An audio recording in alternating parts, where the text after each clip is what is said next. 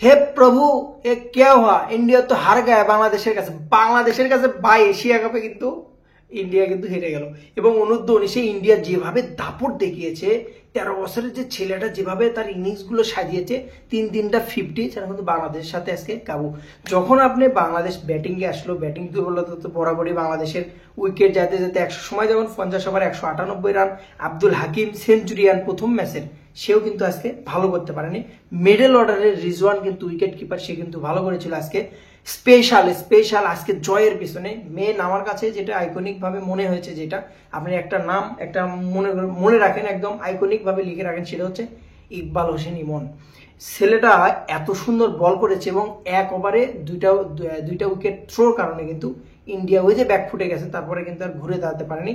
Cricket খেলাটা এমন একটা খেলা, যদি আপনি ফার্স্ট টাইম অর্থাৎ ওপেনিং এ যদি শুরুটা আপনি ভালো করে দিতে পারেন, শুরুটা যে কোনো আপনি টেস্ট বলেন, ওয়ানডে বলেন, টি20 বলেন, যেটাতে যান, টি10 বলেন, 6 ওভারের খেলা বলেন, আপনি যদি শুরুটা টিমকে ভালো আনে দিতে পারেন, একটা পার্টনারশিপ যদি 40-50 রানের হয়ে যায় পার্টনারশিপ ওপেনিং, সেই টিমটা অনায়াসে ওয়ানডেতে 200-250 রান প্লাস 300 রান অনায়াসে করতে পারবে। মিডল অর্ডারে তখন একটু সাহস পায় ব্যাটিং করার জন্য, যা উপরের দিকে তারা আমাদের 20 ওভার ব্যাট করে দিয়েছে।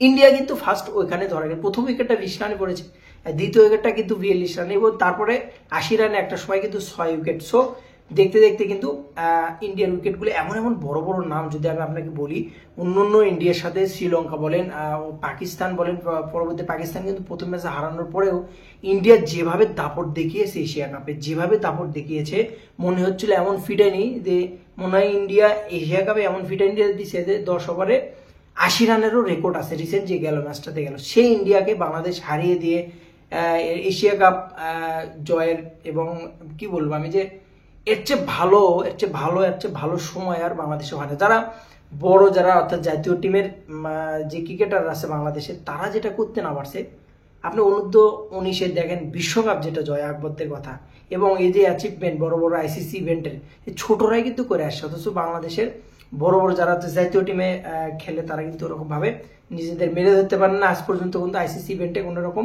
জয় এনে দিতে পারেন। সো সব মিলিয়ে যেটা বলবো, যে হাকিম কিন্তু যথেষ্ট পুরো টুর্নামেন্টটা ভালো খেলেছে।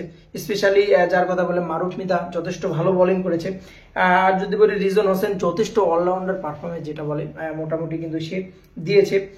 আজিজুল হাকিম 2 ওভার বল করেছে, একটা উইকেট। তো সব মিলিয়ে কিন্তু বাংলাদেশ খেলাটা কিন্তু বাংলাদেশের অনুকূলে ছিল, যার জন্য কিন্তু আজকে এই জয়টা। তো বেস্ট অফ লাক, অনেক হ্যাপি ইন্ডিয়ার মতো টিমকে হারিয়ে এই যে এশিয়া কাপটা, এটা কিন্তু ভাই ছোট্ট কিছু না। আপনি 4টি ঘানি কথা মনে করেন, আপনি যদি ইন্ডিয়ার খেলাগুলো দেখেন, বিশ্বাস করেন, আমার এখন পর্যন্ত আমি কথা বলছি, ভিডিও বানাচ্ছি, আমার মধ্যে আমার বিশ্বাস হচ্ছে না ইন্ডিয়াকে বাংলাদেশ হারিয়ে এশিয়া কাপ জয় করেছে, কল্পনার বাইরে। যাক, বিগ কনগ্রাচুলেশন, এবং ভবিষ্যৎ সুপারস্টার আব্দুল হাকিম। এবং আমি যদি বলি যে এই ইমনের কথা বারবার আমার চলে আসছে, এই ম্যাচটার মেন উইনার যেটা ইকবাল হোসেন ইমন, ভবিষ্যৎ সুপারস্টার, নামগুলো একদিন মনে রাখবেন, মনে হবে আপনাদের যে এরাই বাংলাদেশের ভবিষ্যৎ সুপারস্টার। যদি বিসিবি তাদেরকে যত্ন দিতে পারে, ছোটরাই যদি আইসিসি ইভেন্টগুলোর আপনার ট্রফি এনে দিতে পারে, তাহলে তো তাদেরকে আমার বেশি যত্ন নেওয়া উচিত, যেটা আমার পাইপলাইন, যেটা আমার ক্রিকেটের মেন শক্তি। সো অবশ্যই এটা আমাদের নজর রাখা দরকার। বেস্ট অফ লাক, ভালো থাকবেন, সালাম আলাইকুম।